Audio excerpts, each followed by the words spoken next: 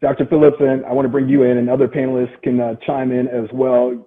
Last year was a violent year. I worked Saturday and Sunday nights, and oftentimes I spent them at crime scenes. Nearly 800 homicides in the city of Chicago last year. When you talk about family values, what type of conversation do you want parents, aunties, uncles, grandmas, grandpas to have with their loved ones about violence? Yeah, well, thank you. And that's a very good question. One thing we have to remember in working in the city of Chicago is that the city of Chicago is not unique to large cities. All the cities in the country, at least the top 15, have experienced increase in violence, increase in deaths. I think it was the American Associated Press that came out in December with a statistic of 3 million people across the United States that actually will die, right? So in this year, it was announced that Chicago was the #1 place or #1 city in the country for deaths due to homicide, due to shootings.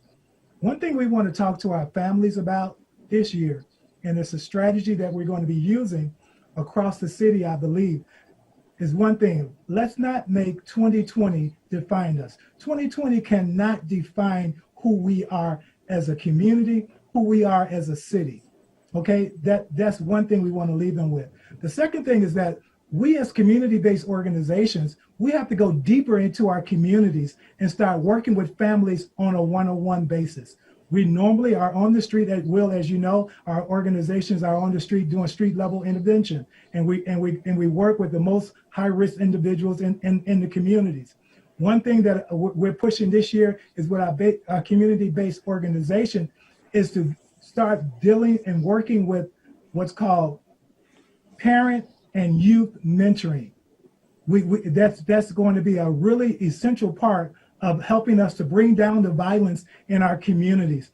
Target area, the organization that I'm over, we work in 3 to 4 different communities across the city. We're considered a citywide organization, but that piece right there of mentoring parents and their children and identifying opportunities where we can assist and working with them to bring down or to help them with barriers that's causing them to have conflicts within the community, within the house, that spread to the community.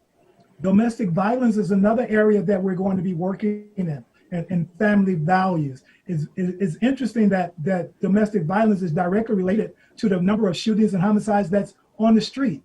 So if we can get mom and dad and the nucleus of the family to start working together more closely, to start building a better relationship inside the house, we believe that is going to spill over into the street.